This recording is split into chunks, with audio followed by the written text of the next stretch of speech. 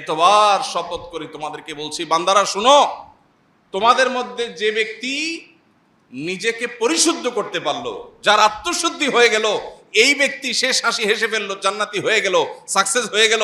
ওয়াকাদ খাবা মান দাসাহা, আর যার নিজের আত্মাকে পরিশুদ্ধ করতে পারলো না, যার তাসকিয়া হলো না, যার পরিশুদ্ধি হলো না, যে অপবিত্র থেকে গেল, যার ভিতরে অহংকার আছে, দুনিয়ার মোহ আছে, যার ভিতরে হিংসা আছে, বিদ্বেষ আছে, অন্যের প্রতি শত্রুতা আছে, অন্তরের রোগে ভরা, তার অন্তর কলুষযুক্ত, তার দেহ হয়তো অনেক সুন্দর, সে হয়তো নামাজে পড়ে, সে হয়তো বাহ্যিকভাবে দাঁড়িয়েও রাখে, কিন্তু তার আত্মা যদি অপবিত্র হয়, আত্মা যদি পরিচ্ছন্ন না হয়, তার মনটা যদি নোংরা হয়, তার মনের ভিতরে যদি হারাম থাকে, তার ভিতরে বাতিনি গুনাহ যদি থাকে, তাহলে সে ক্ষতিগ্রস্ত, সে জাহান্নামী।